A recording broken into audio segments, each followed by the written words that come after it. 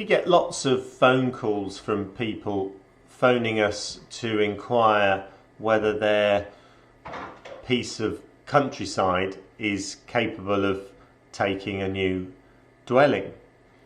Often they've been doing some research and maybe found paragraph 79.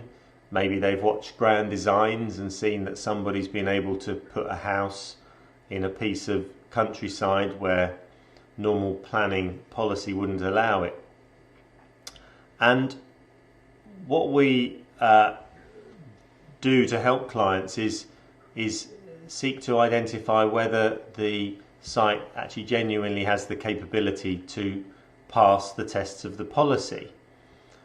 And one of the first things that we look at is, are there any significant designations, constraint designations associated with the site? Because not all countryside sites are equal. Sometimes those pieces of land are in areas of outstanding natural beauty. Sometimes national park or heritage coast or SSSI or scheduled ancient monument. And we have been able to achieve planning consent in all of those designations. The paragraph 79 policy isn't a piece of policy that says that it can apply except in any certain constraint designation, but often these designations will change the planning balance of one site relative to another site. But one of the designations that we do get lots of phone calls about is greenbelt land.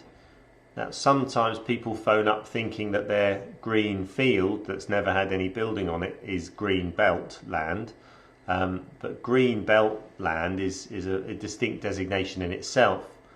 And there's something quite fundamentally different about green belt land, because green belt land exists to preserve kind of openness in the countryside for its own sake.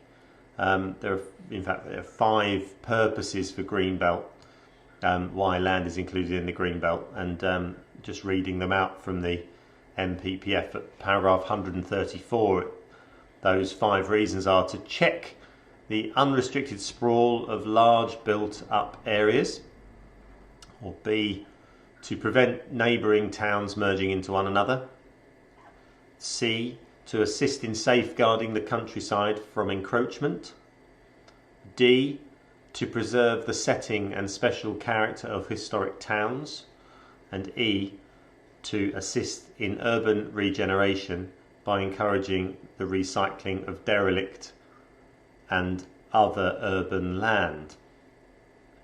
So the Greenbelt policy creates a situation where your land may well be regarded as inappropriate for development because of a Greenbelt designation, unless it can be found to meet one of a series of exceptions to inappropriate development in the Greenbelt, which are set out in paragraph 145 of the National Planning Policy Framework. There's items A to G in there. I won't read through all of those, but it lists a few different exceptions to inappropriate development. So if you fit one of those categories, it may not necessarily be inappropriate to develop within the Greenbelt. But often we are dealing with sites that won't meet any of those exceptions in paragraph 145. And so the starting point is that development on that site would be inappropriate. Now, in a case where it would be inappropriate development in the Greenbelt, if you like, the weight of constraint to that site is huge. And if that is your starting point, paragraph 79 may well not get you there. I'm not going to go into too much detail about that because it would take a long while to go through, but assuming that paragraph 79 no matter how much money you might throw at it, no matter how ambitious your scheme is, no matter how eco your vision might be for a site, the Para 79E tool may not be sufficient to overcome the reasons why land is included in the greenbelt in certain situations. Of course, every site needs to be looked at on its own merits. So if you do have a site that some of what I'm saying seems to ring true to your situation, then give us a call and let's see if we can help. But greenbelt designation is a complicated thing, and it is possible still, but there have been articles in the press over the years that have talked about. There was one I remember called "Innovate Your Way to the Greenbelt."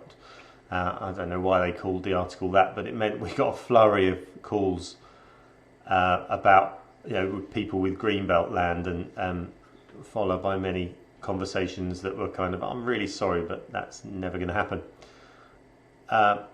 Give us a call if you have a piece of land in the greenbelt, and we will see if we can help. But we'll only ever provide you with honest guidance as we see it, based on our experience.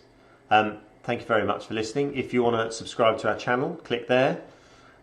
If you want to listen to some more videos that talk about various aspects of countryside policy, paragraph 79, isolation, paragraph 131, greenbelt, AONB designations, there's all sorts of topics I'm trying to cover in a series of videos, which you'll see on our channel.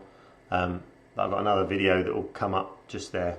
Click there and enjoy. Thank you very much. I hope that was helpful. Cheers. Bye.